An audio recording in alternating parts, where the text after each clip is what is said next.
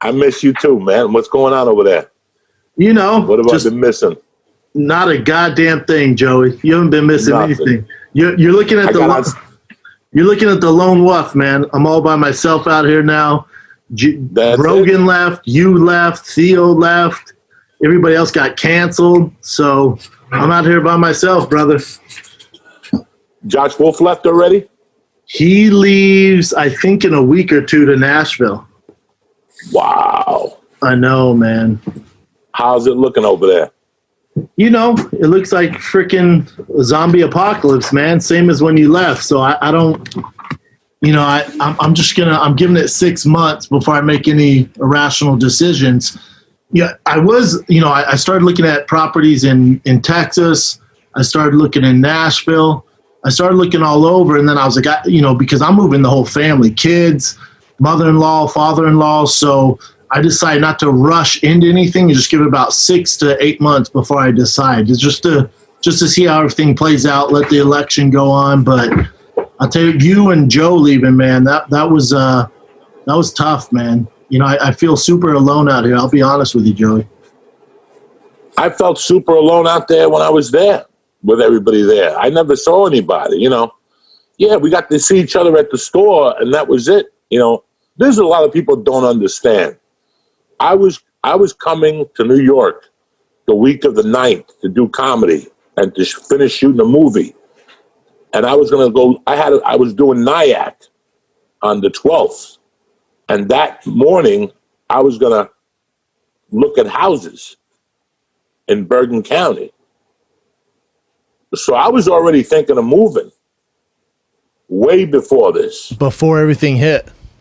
Yeah, I was going to look at the house in March, and we had plane tickets for April 4th to come back. My wife was going to look at the house, my daughter, and then we were going to decide when and buy it. We were going to move in April. Oh, damn. I had just never told anybody. Oh, damn. It was nobody's business, so I didn't talk about it. That's fair. I was coming back here March 10th to stay till the 18th. And in that time, I was going to look at a few houses that my wife had already picked out. All in New Jersey? Up north, though. Closer to New York City.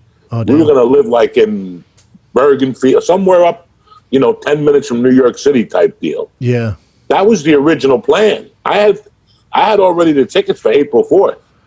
And then we were going to come as a family, look at the houses, and then we were going to come in September probably. And you just wanted to get out of LA, Joey? What was, or you just miss your family back there?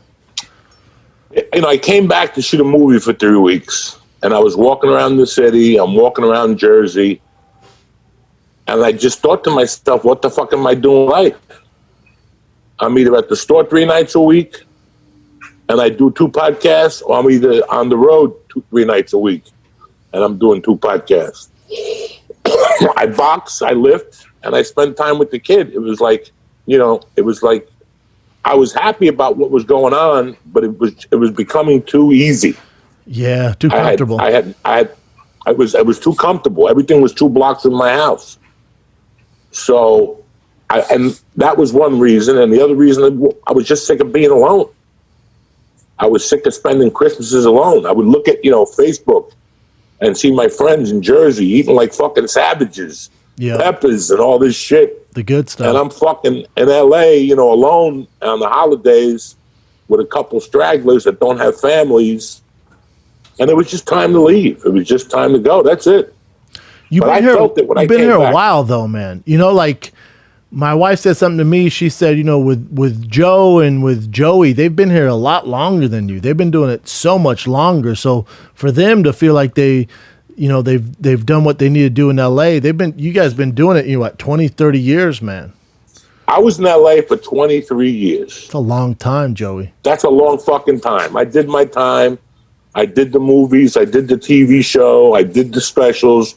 I was at the store the whole fucking time. Yeah. Remember, I became a regular at the store a month into being in LA. Jesus. So I was at the store the whole time. I took that 7-year drop off when things were confusing for a while at the store. Mm-hmm. But besides that, and then we went, we were at the store maybe 10 years, and then I stopped going. And the store was completely different. And when we went back as like fucking OGs. Yep. So it was a different comedy store. It was completely different. I loved it. I miss it like fuck. I miss the comedy store all the way down to my toes. But basically, that's the only thing I miss in a way, you know? Even with my podcast, I miss it like fuck. I miss Lee. I miss not doing it. But I knew it was time for something new. How did you know, Joe? I've never been asked to leave a room. I take pride in that. I've never been asked to leave a fucking room because somebody has to have a conversation. Yeah. You know, like if you have to talk to Rogan and you want to talk to him alone, you don't have to tell me. I know your body language. Yeah. You know, so you never have to tell. I take pride in somebody not having to tell me I have to leave. It was 23 years, you know. I did it basically for my family.